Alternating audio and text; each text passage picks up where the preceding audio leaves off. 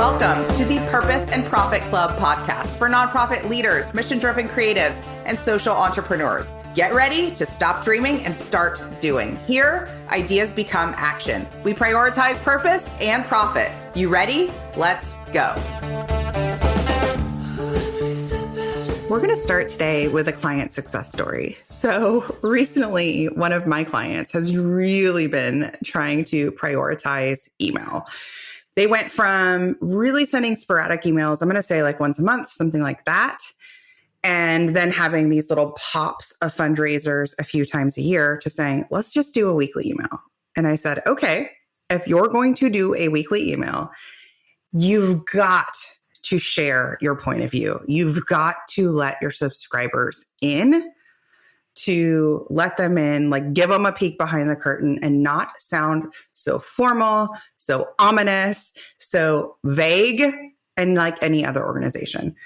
And so in practice, that may make sense to you where you're like, yeah, sure. But in practice, that meant talking about maybe his personal life, just a tear, just a little bit about how his dog got sick, right? About how best laid plans have curveballs when you have to take your dog to the vet. About adding a next 100th person to your wait list, right? Like very, very specific. So about sharing that it's raining out, about sharing that you are out of supplies for this important program, right? So it's like both the personal, like little glimpses. It may be celebrating your child's birthday and then looping that into how that affects your day-to-day life at the organization. You've got to let people in. So we work together in this process and the results have been amazing. So let's talk about what has happened. Number one, it's gotten the organization into a regular cadence. Number two, letting his audience into a little bit of a glimpse of the personal, like behind the scenes and the goings on day to day of the organization has been magic, especially for their major donors. So they do have major donors on their regular email list. And he's had major donors reply and be like, have a beautiful weekend. Take the weekend off. I hope you get a restful weekend, because he's sharing some of the day-to-day stresses, some of the curveballs during the week. You with me? That's the first thing. So if I can underscore anything when it comes to your email marketing, one of the data points that's really cool to track and get a sense of is the reply rate. So the actual people who are taking your email blast, which you sent to thousands of people and hitting reply and having a conversation with you. That is magic.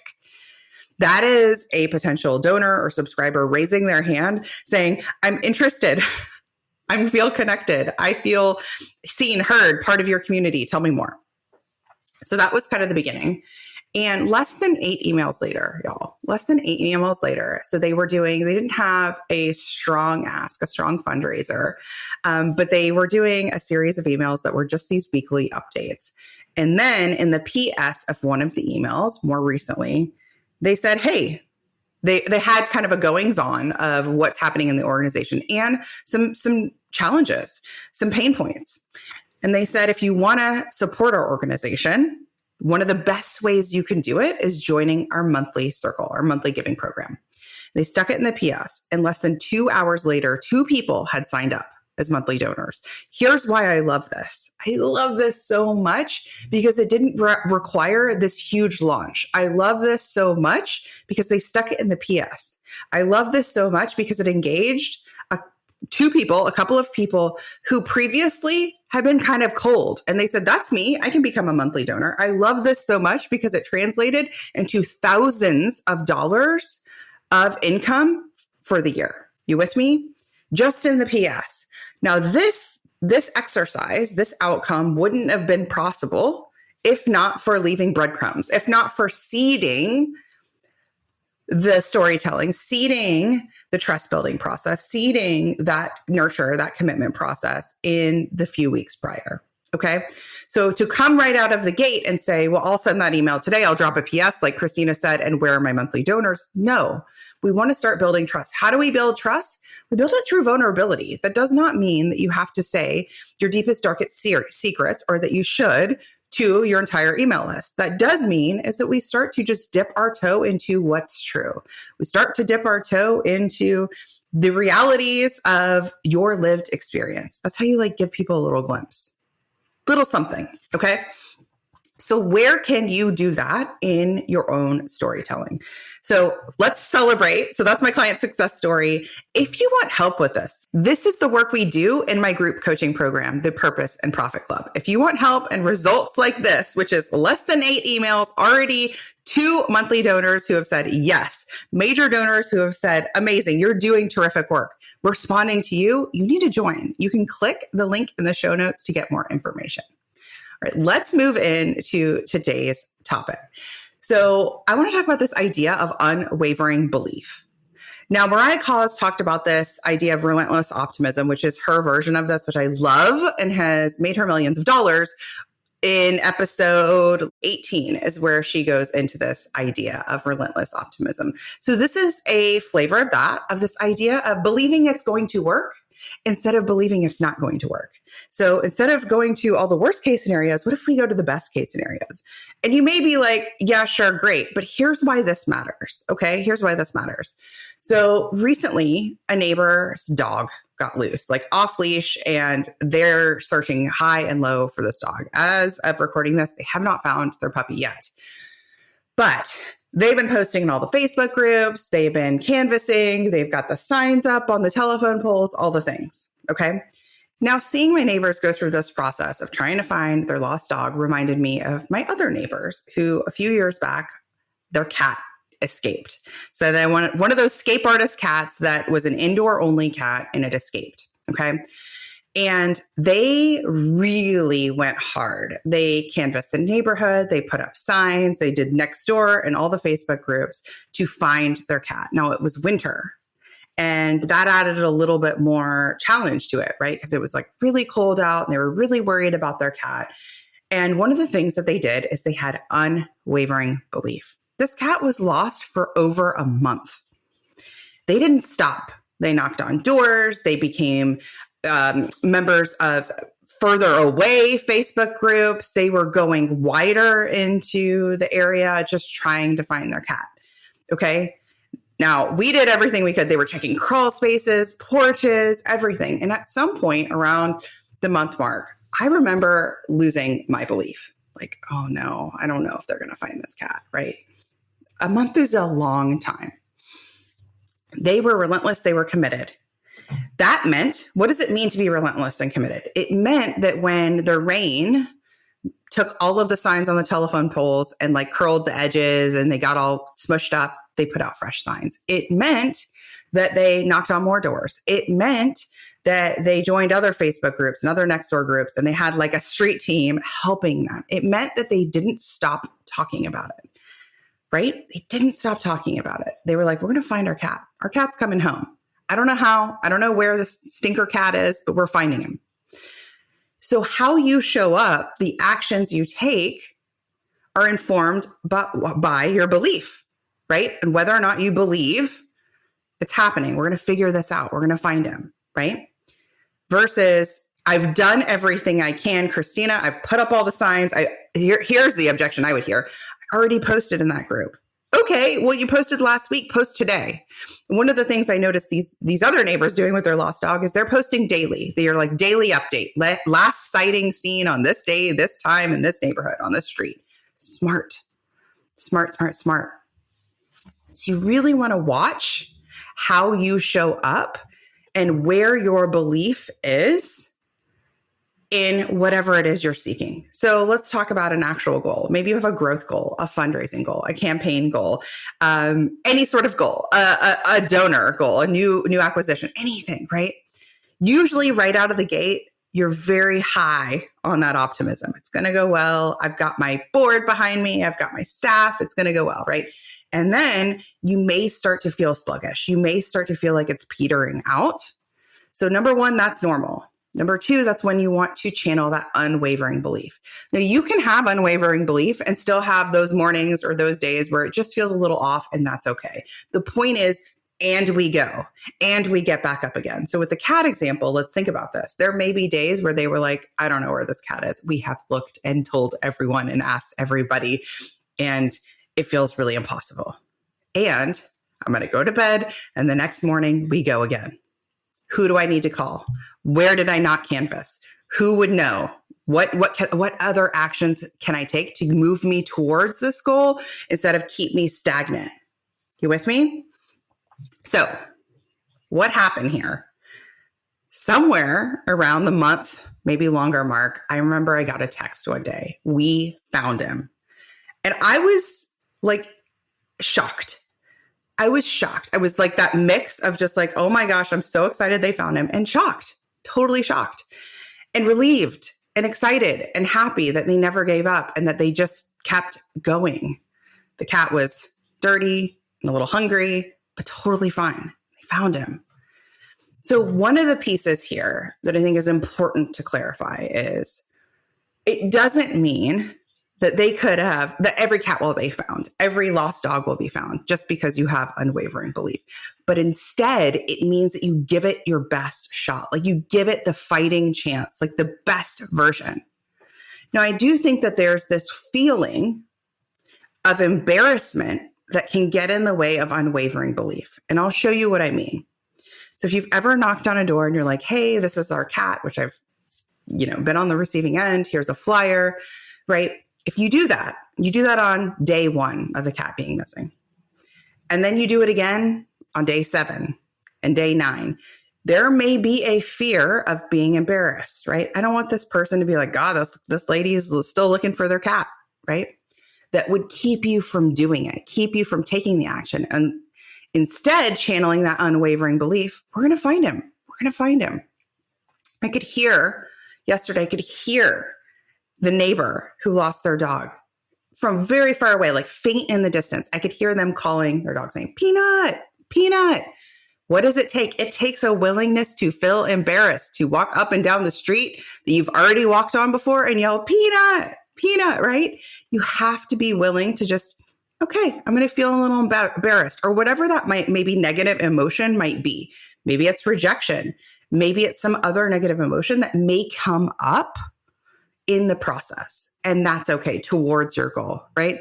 So let's go back to the email example in the beginning, my client success story. It's going so well. And for the 2 donors that showed up and said, we want to be monthly donors, in less than 2 hours of that email getting sent, there may be one person on that email list that's like, not for me, right? That's okay.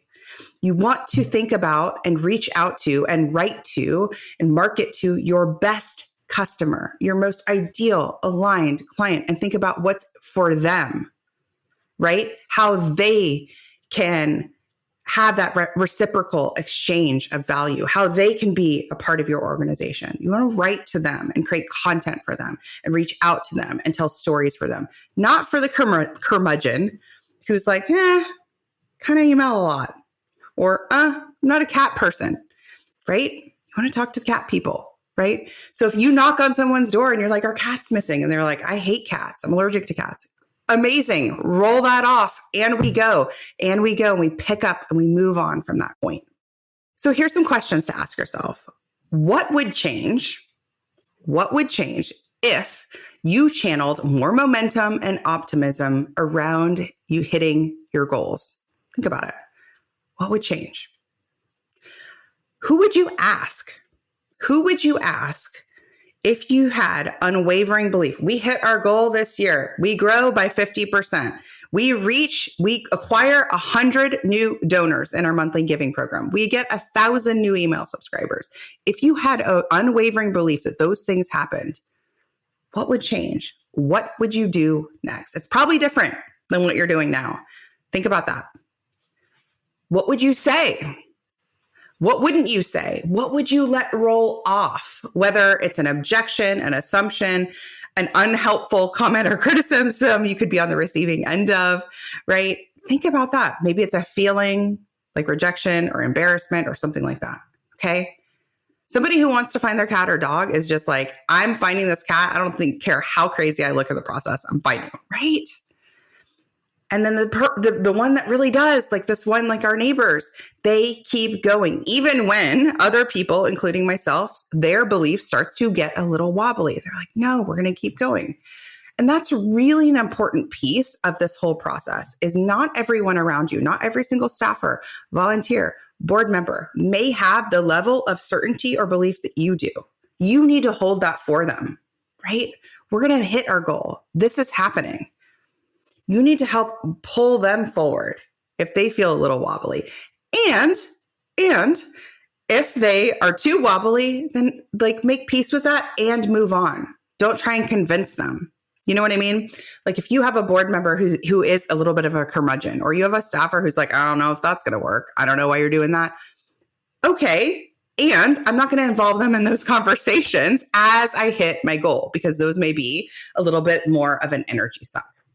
And if you want another example of who does this well, or industries that do this well, or people that do this well, founders of startups do this so well. They are so used to being in rooms, sending cold emails, being on the receiving end of no's from pitches, right? They're so used to hearing no's and rejection and feeling embarrassed and just having people tell them, it's not going to work.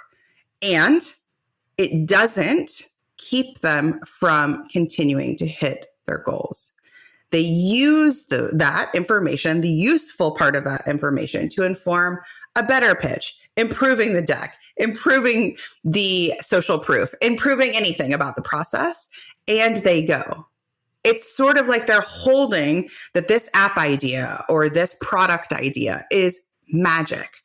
They know it is. And it's going to be a winding road to get there. It's going to be a peak and valley to get there versus a straight line. Okay. So unwavering belief doesn't mean that it's a straight line. It doesn't mean that it's a yes, yes, yes, yes, yes. It just means that you are aware, you are prepared for the peaks and valleys that are part of growing your mission, that are part of growing your organization. And you keep them to fuel you forward, right? That it doesn't stop you. It doesn't hinder your progress. So ask yourself, what is a goal that we're working towards that I can channel and create some unwavering belief around? Where's my belief now for it, right? Am I waiting for other people to believe in achieving this goal before I do, right? Maybe you want to engage your lapsed donors. Maybe you want to build out your social street team. Maybe you want to launch a new program, right? Whatever those things are, where's your belief on it? And how can you channel some optimism, some relentlessness, some scrappiness like startup founders do? How can you channel some unwavering belief for it, even knowing that the path to get there is going to be a little bit winding, is not going to be perfect, and that's okay? Where can you channel some of that? And what would it look like to have the support system to help you get there? So that support system may be another staffer. That support system may be your board. That support system may be yourself, right?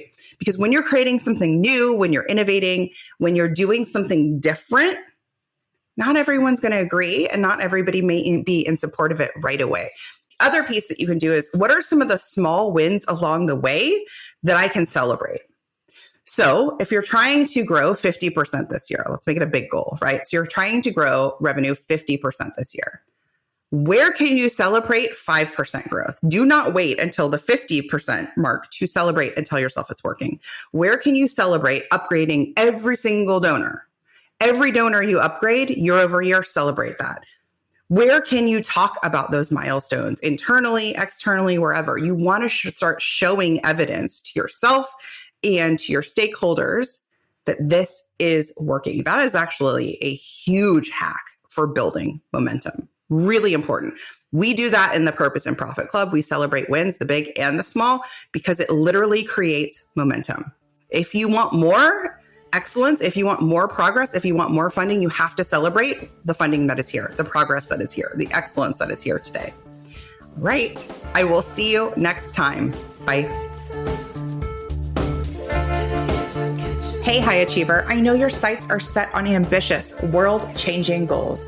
In the Purpose and Profit Club group coaching program, you can get the support, motivation, and strategy to accelerate your impact. I like to say it's where the inner work meets big impact and big funding. Go to splendidcourses.com/waitlist and you will be first to be notified when we open up doors, and you'll get special bonuses when you join our waitlist. See you inside.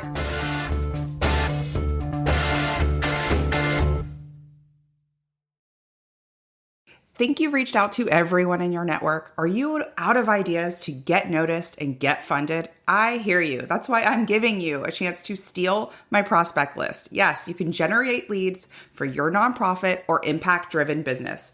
Grab my mini training and list delivered to your inbox instantly. Go to splendidcourses.com/prospect.